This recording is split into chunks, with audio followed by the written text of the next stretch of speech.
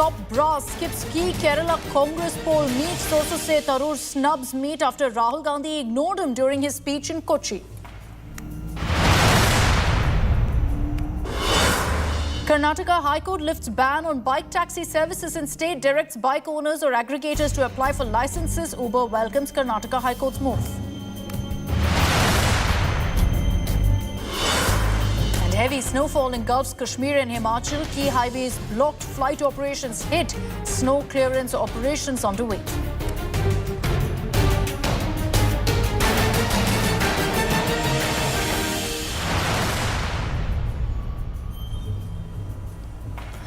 Leader of opposition Congress MP Rahul Gandhi has again sparked a political storm by reviving his dead economy attack, this time linking it to Trump's tariffs on Indian textiles. Sharing a video on social media, Rahul Gandhi lashed out at the Prime Minister and said people in India are hit hard by the tariffs, and then repeated his dead economy taunt.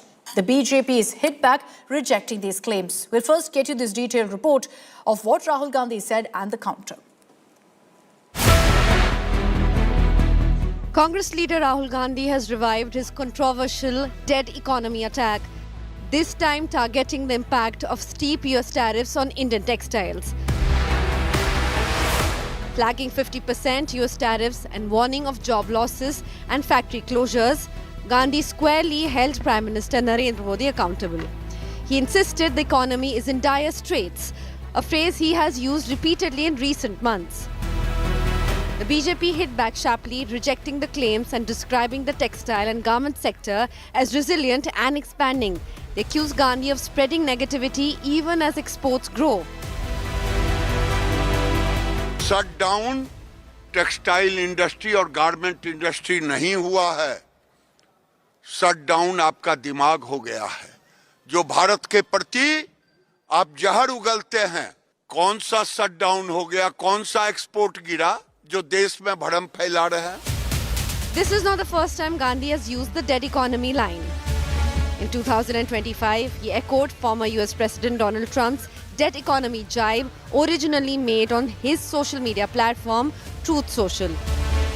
He even agreed with the characterization, a move that sparked controversy within his own party. Yes, he's right. I mean, everybody knows this. Except the Prime Minister and the Finance Minister. Everybody knows that the Indian economy is a dead economy. I'm glad that President Trump has stated a fact. आपको ये मालूम नहीं है कि Indian economy dead economy है? पूरी दुनिया जानती है कि Indian economy is a dead economy और बीजेपी ने इकोनॉमी को खत्म कर दिया है. Trump has written that India and Russia could take their dead economies down together, criticizing trade barriers and tariff levels. Gandhi used this to argue that New Delhi must address deeper economic challenges. The renewed barbs highlight how economic performance has become a central battleground in national politics, with both sides trading sharp jabs over jobs, growth and global trade. Bureau Report, India Today. So is India's economy a dead economy? Rahul Gandhi suggests it is. But we've been in the last 1 week at the World Economic Forum in Davos. So obviously had a chance to speak to some of the top economists and experts on India's growth story. Do they believe that India is a dead economy? Do they believe India is growing at the right pace? Listen to what the experts have to say.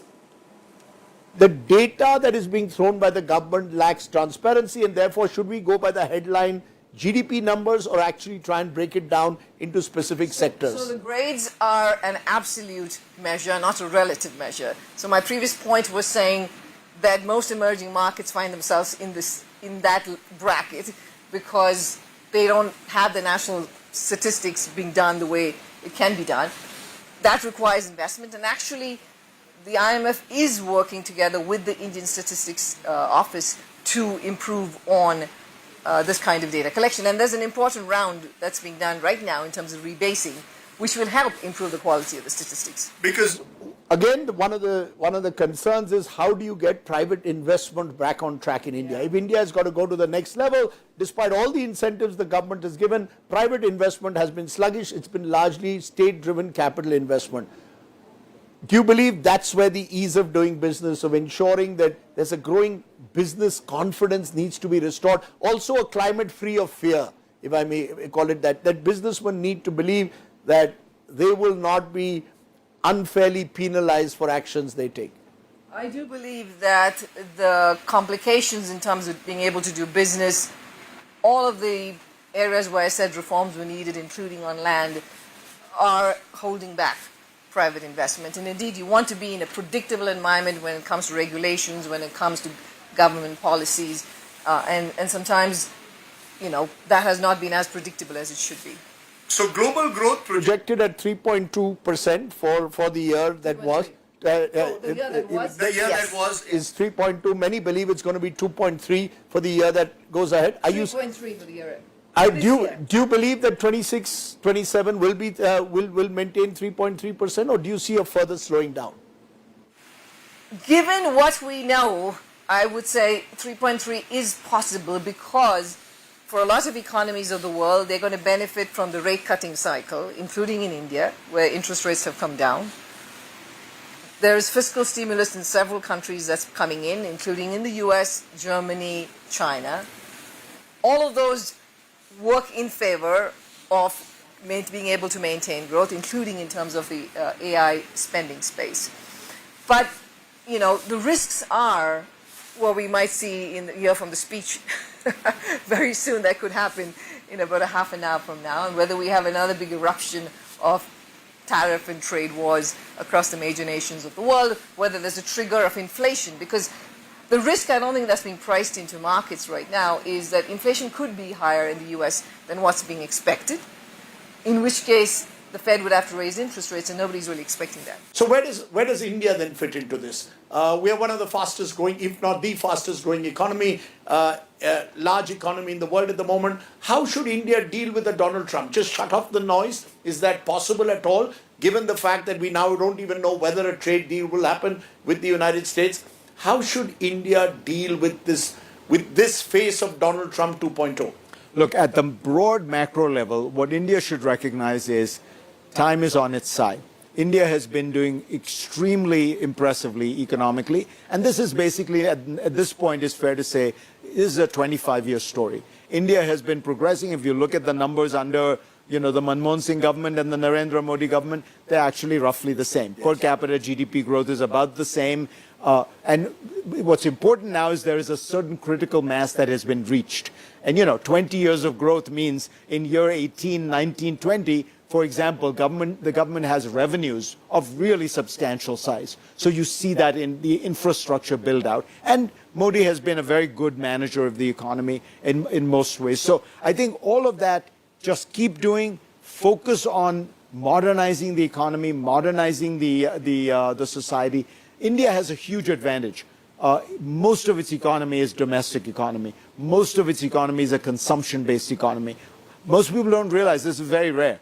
India and the US actually, I think, and Indonesia are the only countries where consumption as a share of GDP is over 60%. In China, I think it's 30, 35%. So all those countries rely on exports to fuel their economy. India doesn't. India relies on internal consumption. Now, you do want exports because they are high value, they support high-paying jobs, they take you to the frontiers of technology. So continue trying to move in that direction as much as you can. You know, the iPhone story in India is a remarkable story, from zero to now supplying 45% of America's smartphones. Continue along those lines. Continue along, you know, EV lines. On the foreign policy side, have patience. Trump is volatile. Trump is idiosyncratic. And, you know, to the extent you can, as I've often said, manage him. Try to humor him. Try to find, if the guy likes big fancy state dinners, throw him a big fancy state dinner at Rashtrapati Bhavan, which, by the way, is 4 times the size of Buckingham Palace. And, well, they had a few hundred horses out there. India could have a few thousand elephants. You could have the Maharajas and Maharanis, you know. If the government is lacking any initiative or imagination, I would call the Ambanis and ask them how to throw a nice party that will impress the world. You know, play along with that, because he clearly, as I say, he is narcissist. And he likes being the king. So treat him like that. And if you can get a good trade deal out of it, great. But, mostly have the patience to know that you're not going to die one way. This is not a make or break for India. It's not going to kill India. But don't give up the courtship because, honestly, India needs the deal more than America does.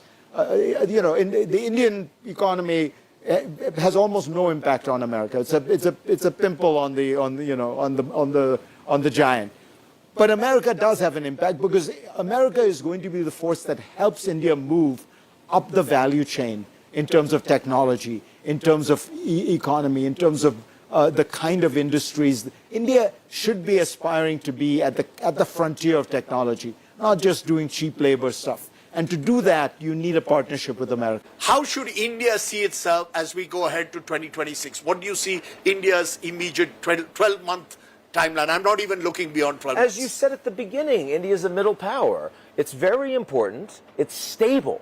And the fact that India has leadership that is more consolidated and popular than leadership in almost any other democracy around the world, only Mexico really has similarity among larger countries, means that India is capable of pushing back in ways that other countries are not. That helps India. Consistent leadership over time is something that is lacking in the world today. India looks very stable. It's a great growth story. But still, the Americans and the Chinese are dominating most of the conversations. And when you talk to the big players here, who are like allocating capital all over the world, and they say, we don't trust the United States so much anymore, what are they talking about? Reallocating to China, because China has the market size and China has the technology. India is not in that conversation at this point.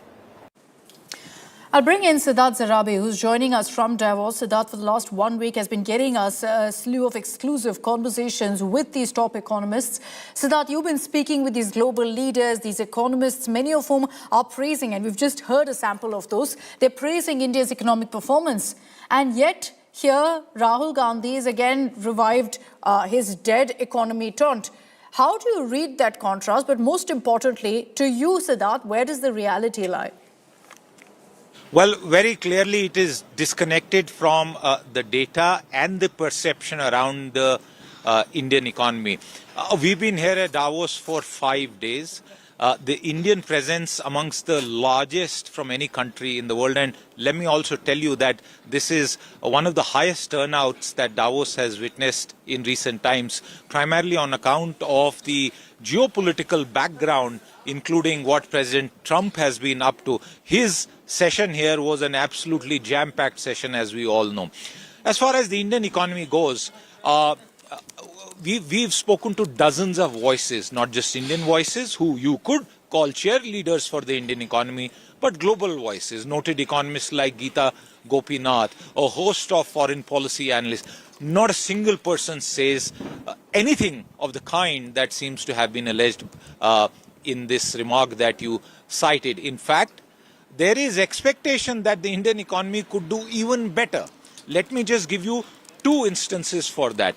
One, the fact that 2025 was the year of reforms in India, and 2026 promises to perhaps be even better. We are literally just days away from the union budget, and we will definitely see certain announcements on that front. The second bit, and Geeta Gopinath, one of the foremost voices in the international economic analysts firmament, made it very clear that the question of India's economy becoming even larger is certain, because even the maths supports that. So it is, I think, pure politics. It is also very clear that as far as Davos is concerned, and as far as the perception towards India is concerned, business has trumped politics in Davos.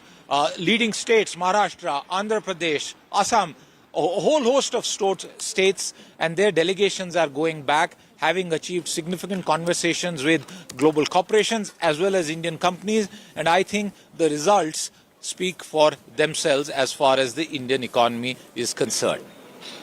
Okay, thank you very much, Siddharth, for joining us, giving your perspective of this big political fight, as you put it, that's playing out. I'll bring in on this broadcast our political panelists as well. We've got R.P. Singh, spokesperson of the BJP, and Anshul Avijit, national spokesperson of the Congress. Good evening, gentlemen. Thank you for your time. Anshul, I'd like to begin with you on the statement made by Rahul Gandhi. Look, it's one thing to question, Anshul, the tariffs that have been imposed by Trump, the impact of it, which is what Rahul Gandhi has done. But is it an exaggeration then to follow that up by calling India a dead economy? No, absolutely not. In fact, I think, Mr. Gandhi put it rather mildly. I'm going to go even further. The economy has been systematically destroyed and killed by this government, beginning with demonetization, completely destroyed India's backbone. If you remember, after that, the GDP precipitated to levels that they came down even further during COVID. Then there was that clunky GST that took 11 years to get a reform. I just heard Siddharth say that 2025 was the year of reform. If you're going to take 7 years to reform a bad law, then you can imagine the pace in which the government is moving. We are absolutely doomed in that case. Then after GST came a lowering of corporate tax. They removed it. They thought it would, somehow unleash animal spirits in private investment. That didn't happen. Then you had COVID, where household savings completely plummeted. You've got decreasing investment in health and education that is seen by the budget year after year. Akshita, go and have a look at it. Please go and have a look at it. And time and again, the macro figures that are emerging are absolutely disturbing. Now, I'll just give you one macro figure. You'll say that the GDP in the Q2 was 8.2%, but the nominal GDP was 8.9%. So the real and nominal GDP are, being technical here, moving in opposite directions. That's a clear disastrous sign.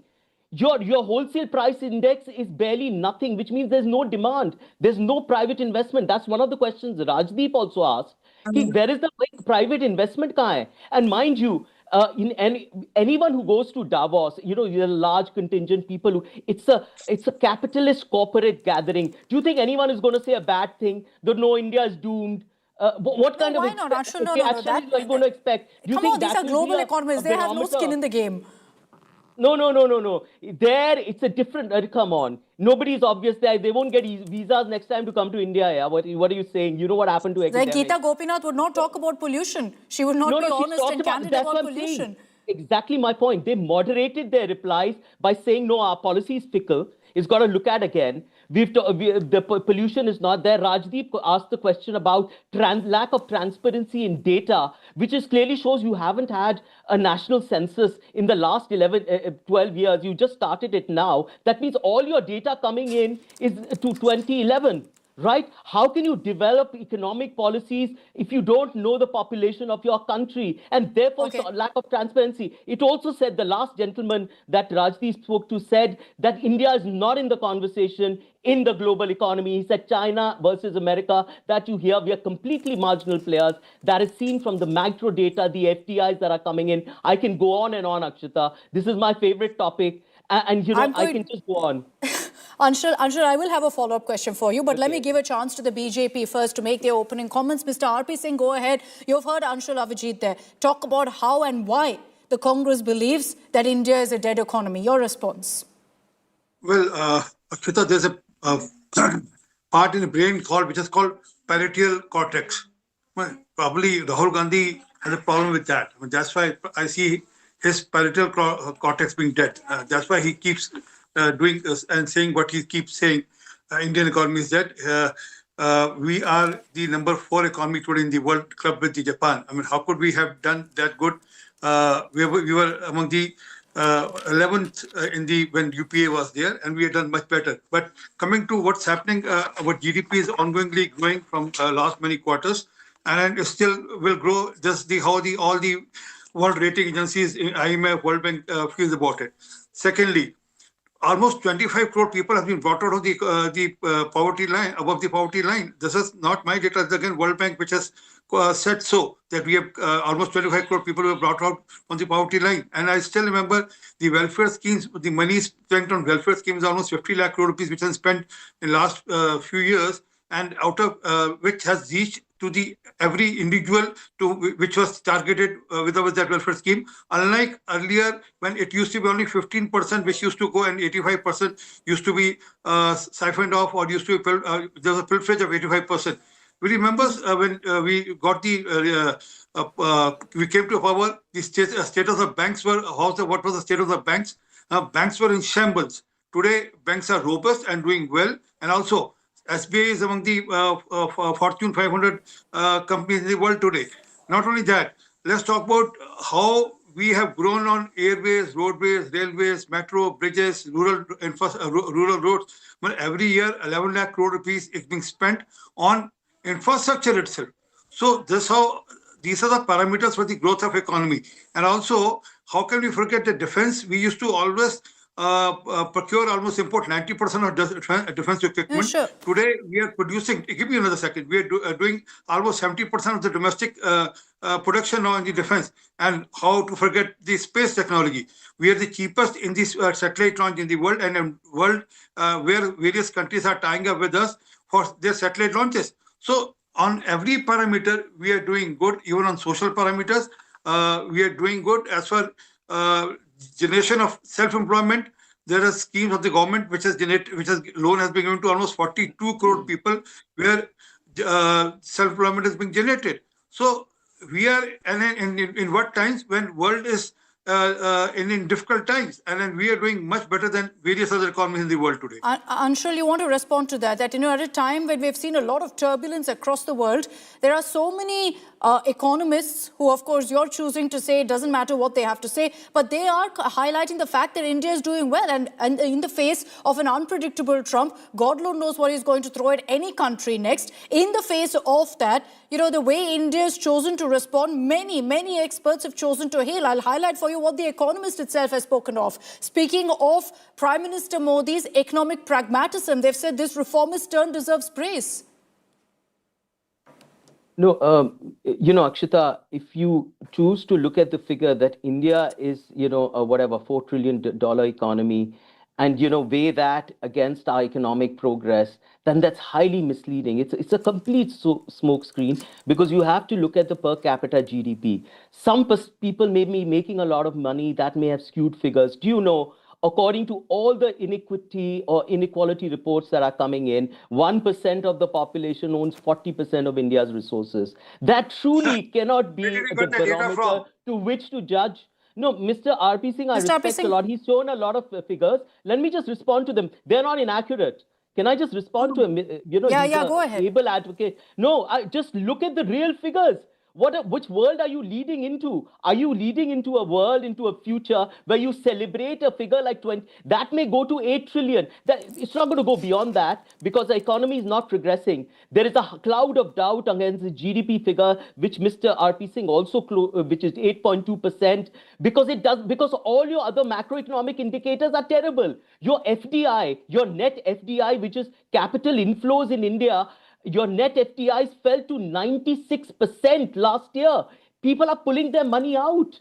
They're not investing in India. Your PLI scheme, which is supposed to be, Akshita, your flagship scheme, which also Fareed spoke about in that interview. Let me just tell you a bit about it. You spent 2 lakh crores in making mobile sets, which are largely imported from China. You assemble them, and then you send them back and say that you've done a great deed. You spent 2 lakh crores in that investment. The government claims that they have made employment of 12 lakh employment by spending 2 lakh crores. They have claimed that. We don't even know how much employment has gone. This is complete imbalance. This PLI is an absolute disaster.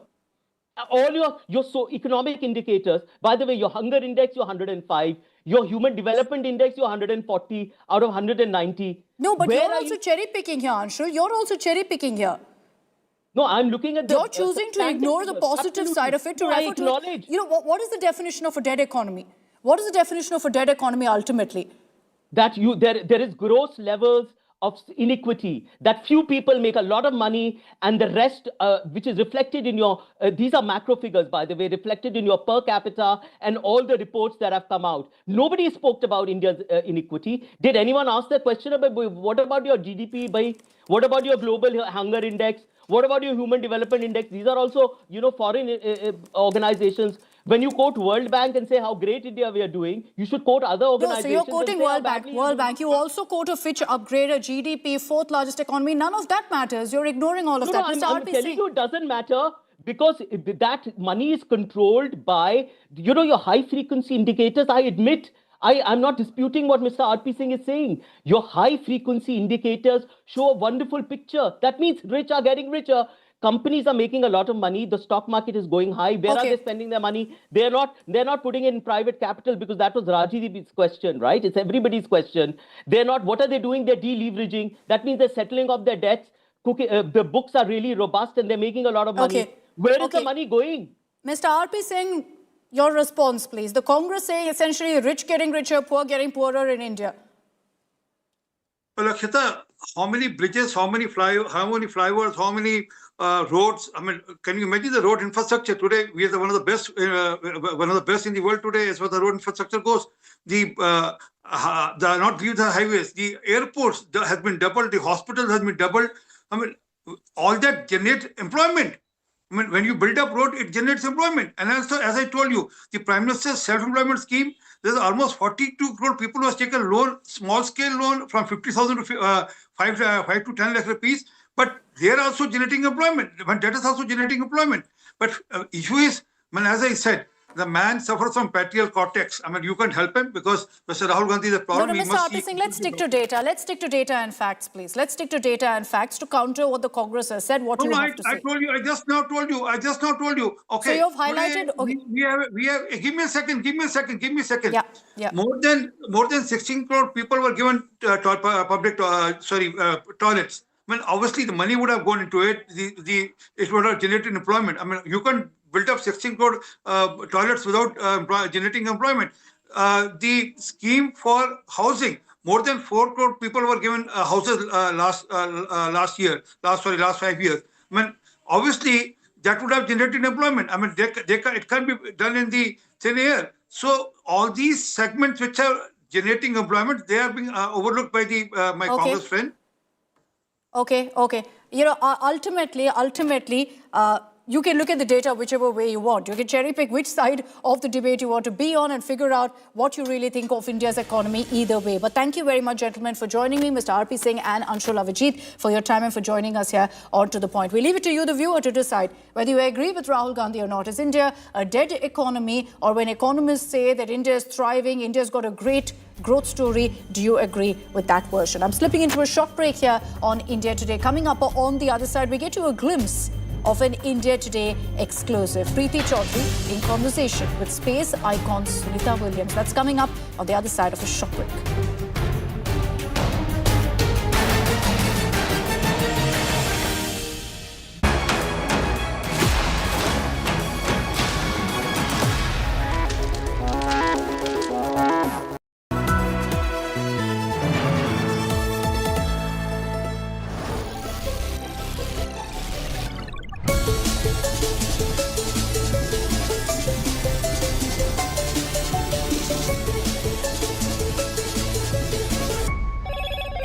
Hello, Moto. The world's most powerful double-engine coverage, where access meets expertise.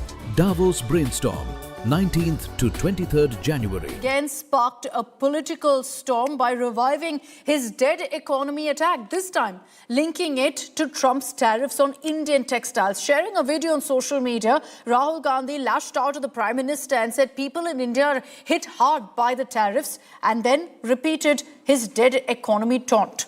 The BJP is hit back, rejecting these claims. We'll first get you this detailed report of what Rahul Gandhi said and the counter. Congress leader Rahul Gandhi has revived his controversial